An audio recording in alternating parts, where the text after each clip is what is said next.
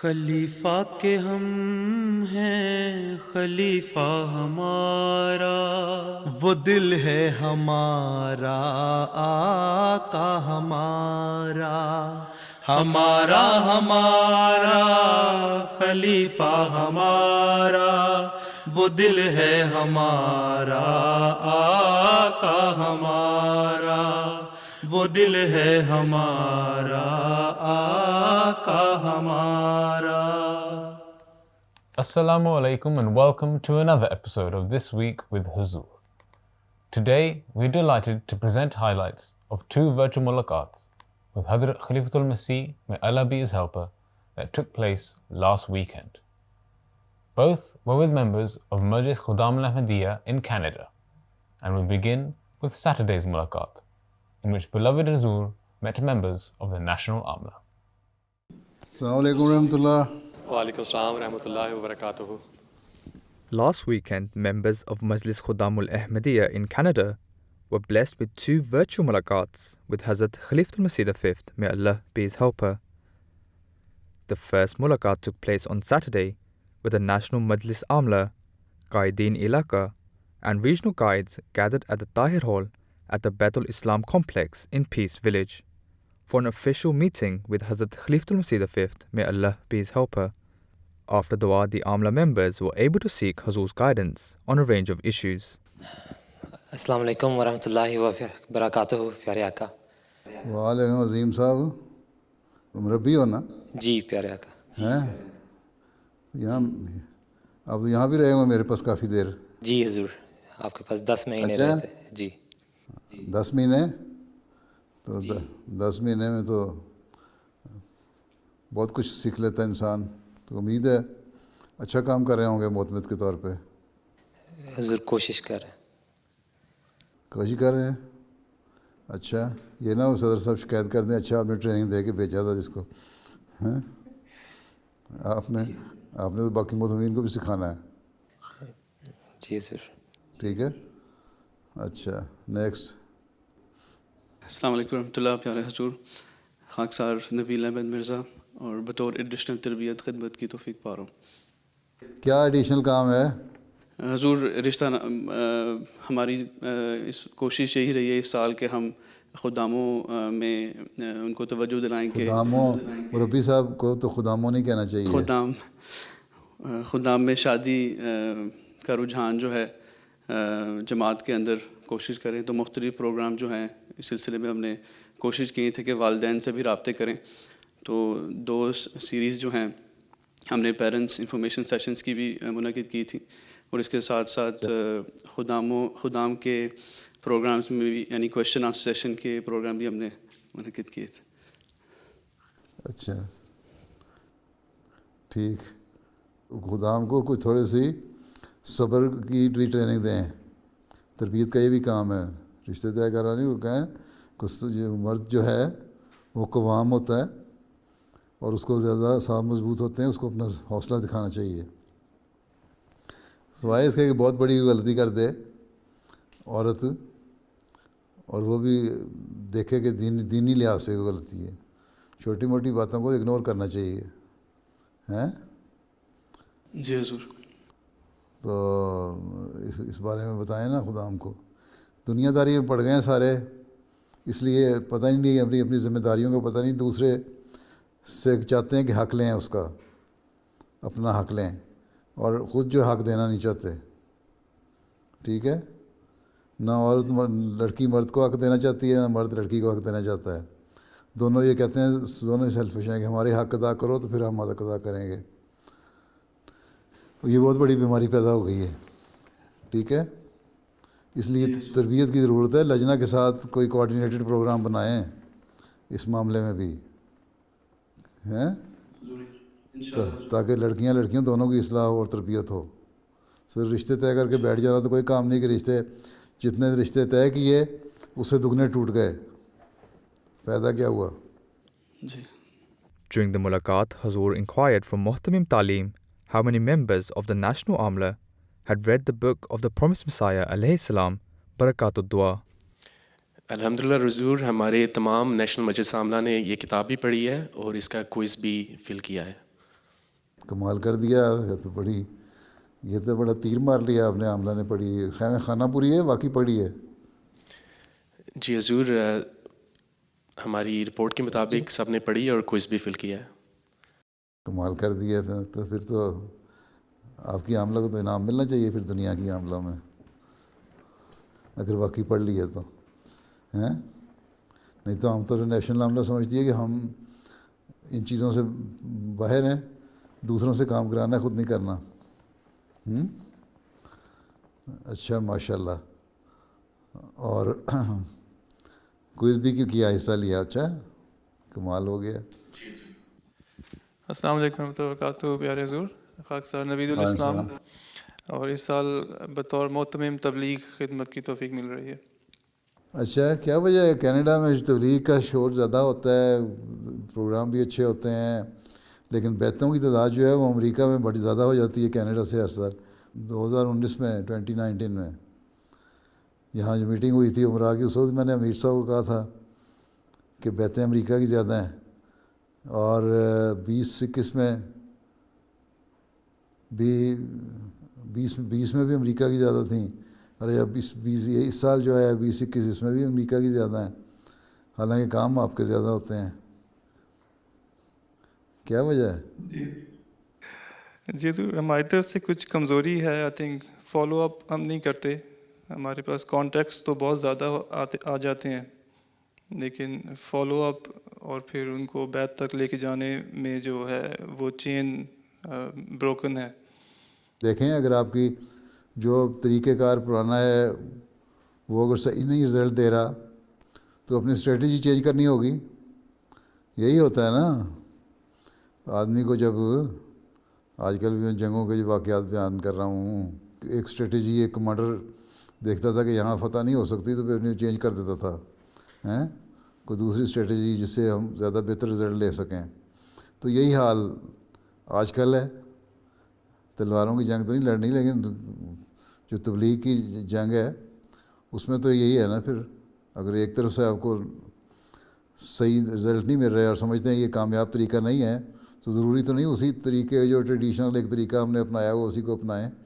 کوئی نئے پھر ایکسپلور کریں طریقے, ٹھیک ہے, کہ ان کو پھر کس طرح ہم اپنے ان نئے طریقوں سے زیادہ بہتر طور پہ تبلیغ کر سکتے ہیں اور لوگوں کے اندر جا سکتے ہیں اور لوگوں کو قائل کر سکتے ہیں.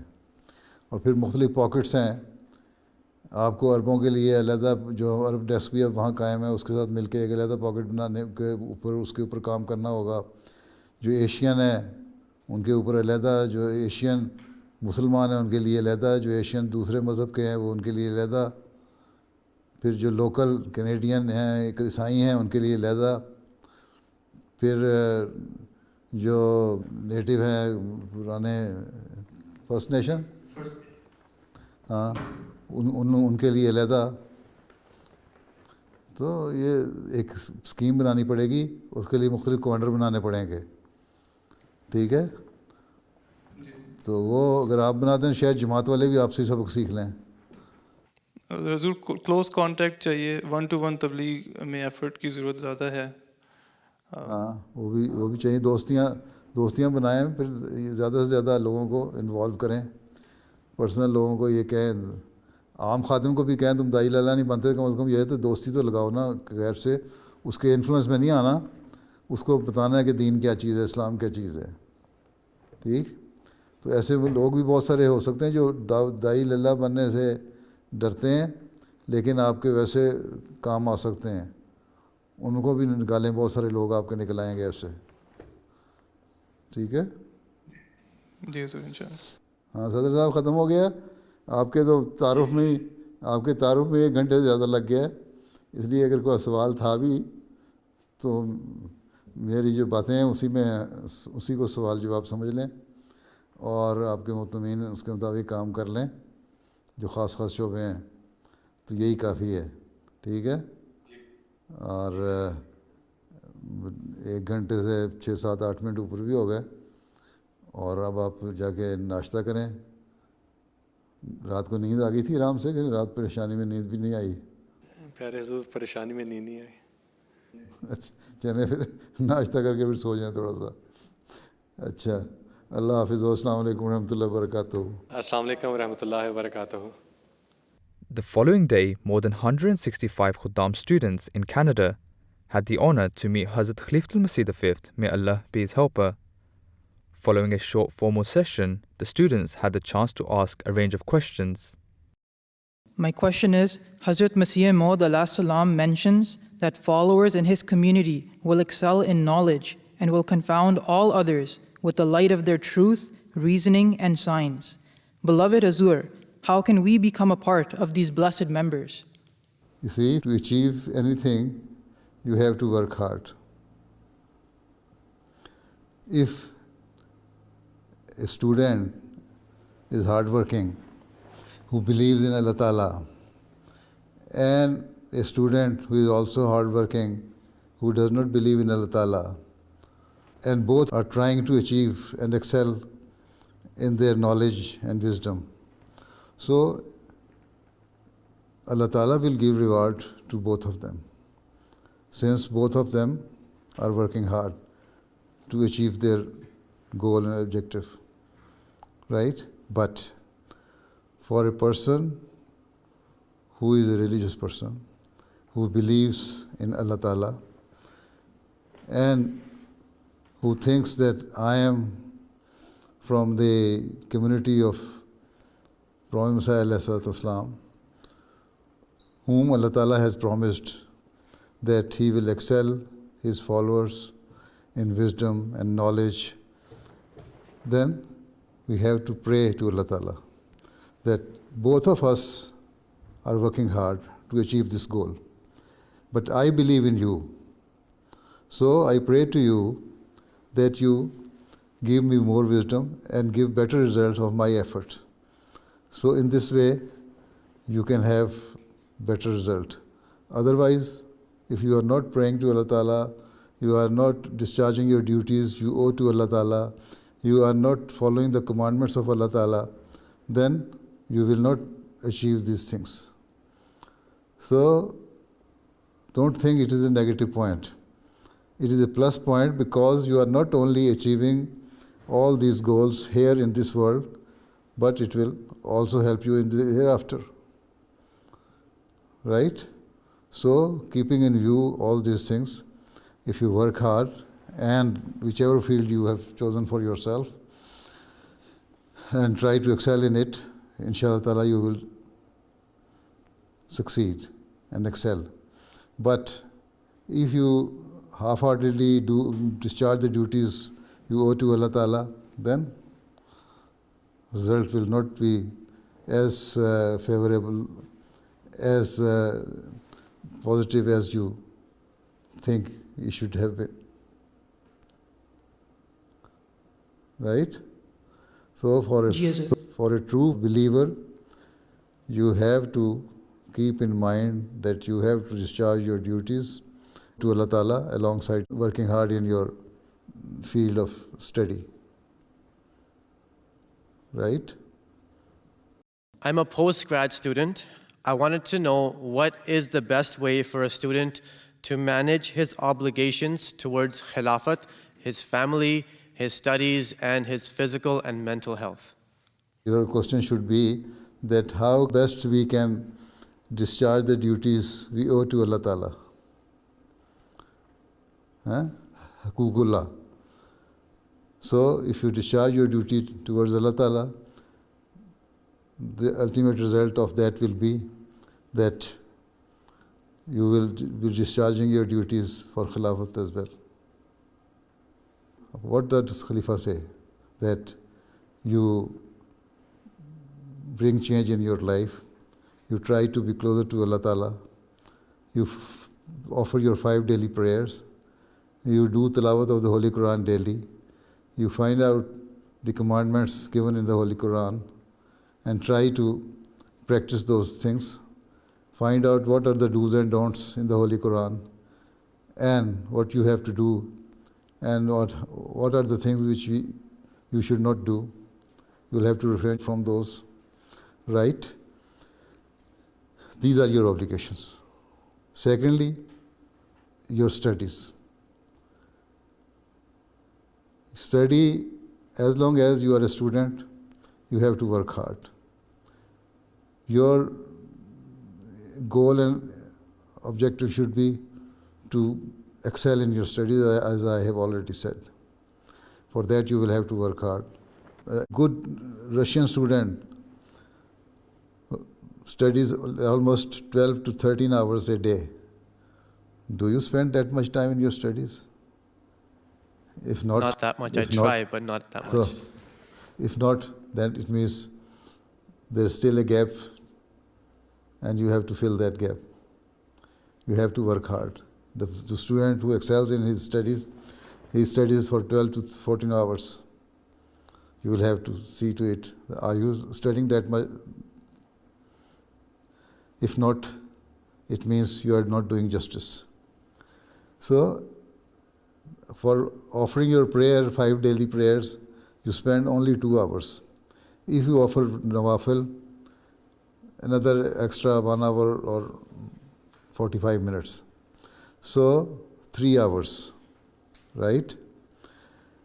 And your body also has the right on you, and that is, you must have some sleep, and that should be up to 6 hours, right? So 6 plus 3 for prayers, 9 hours. And if you are praying fervently for 3 hours, you're trying to pray as has been commanded to us by Allah Ta'ala, then if you work for 11 hours or 10 hours, even then it will be equivalent to the work or study done by a non-believer for 14 hours. So you will save 3 hours here, right?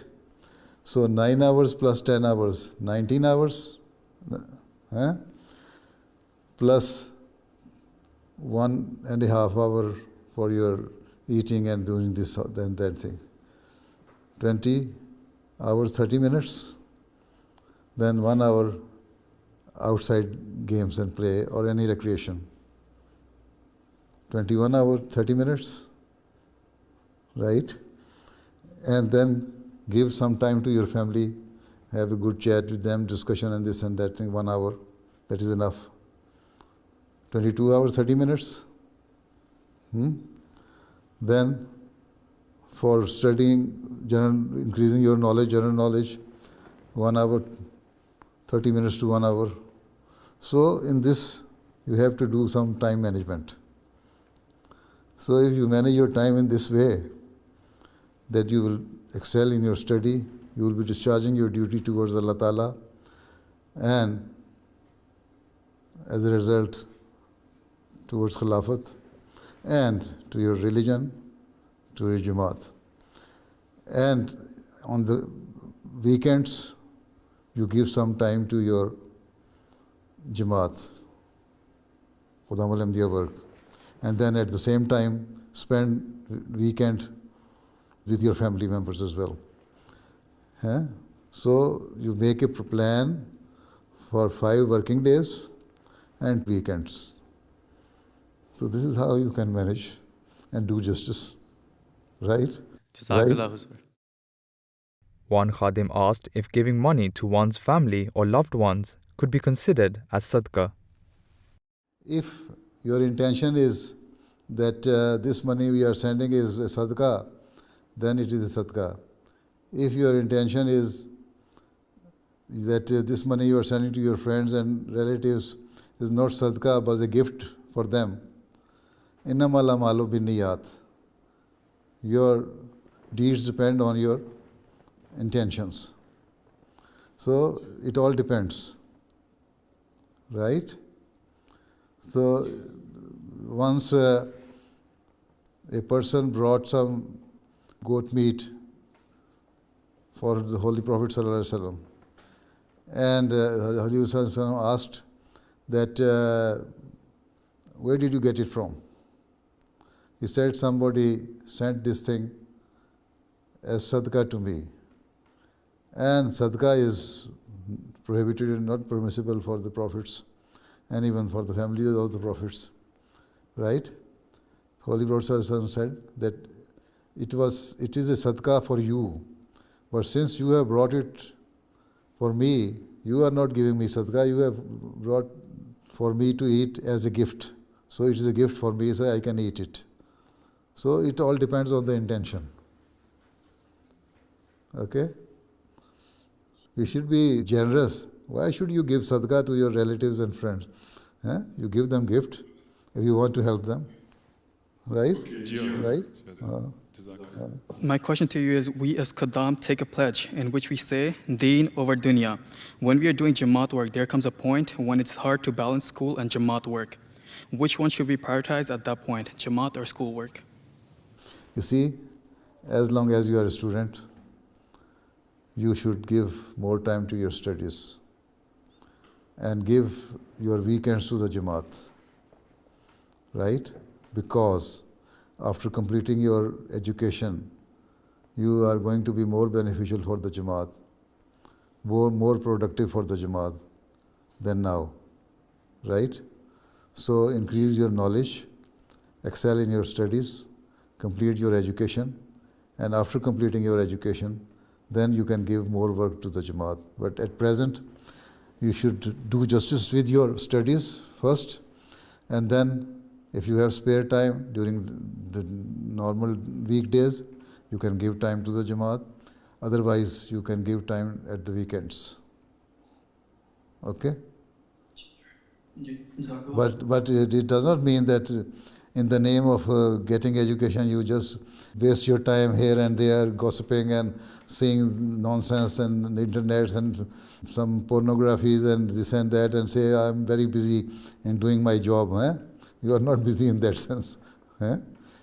So you have to see to it that whatever, honestly, what you are doing is for the sake of your studies, then well and good, do it first. And then second preference should be the Jamaat. But at the same time, I will give precedence my deen over dunya also means that wherever it comes, that somebody asks you that you should not pray 5 daily prayers, then you should know, I cannot do this thing. I cannot stop praying.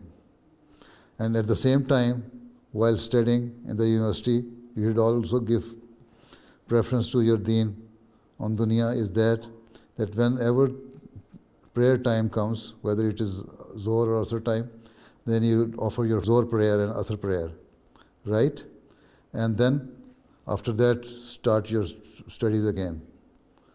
So this is the meaning at present, that what are the obligations on you by Allah Ta'ala of His haqq, of His rights, then you have to discharge your rights towards Allah Ta'ala. And Allah Ta'ala says that you offer 5 daily prayers on time and if possible in congregation. But here in the university you cannot offer your prayer in congregation. Only if there are 4 or 5 MG students, you can join together and offer your prayer in congregation. Otherwise, whenever prayer time comes, first ask your professor and teacher that this is my prayer time, give me some 10 minutes so that I can offer my prayer, and then offer your Zohr and Asr prayer, and then come back and start your studies again. This is the meaning at present. You pray whenever there is prayer time and continue your studies after that. But as far as the Jamaat's work, other Jamaat work is concerned, then you should give your weekends to the Jamaat work and give more emphasis on your studies. Right? Where there are Allah's rights, then there should not be any compromise. Yes, sir. Okay? Understand?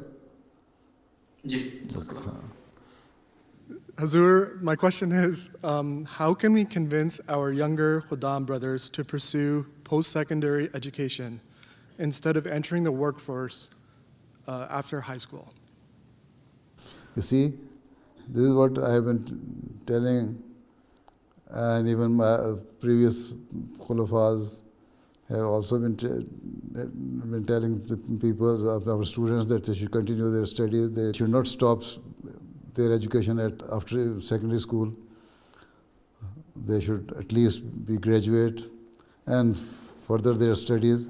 This is why the Khalifatul Masih Salis started the program of giving gold medals, and it was his wish that we should have at least 100 Nobel Prize winners, and we should have at least 1,000 top scientists in our community, which we are not having at present, right?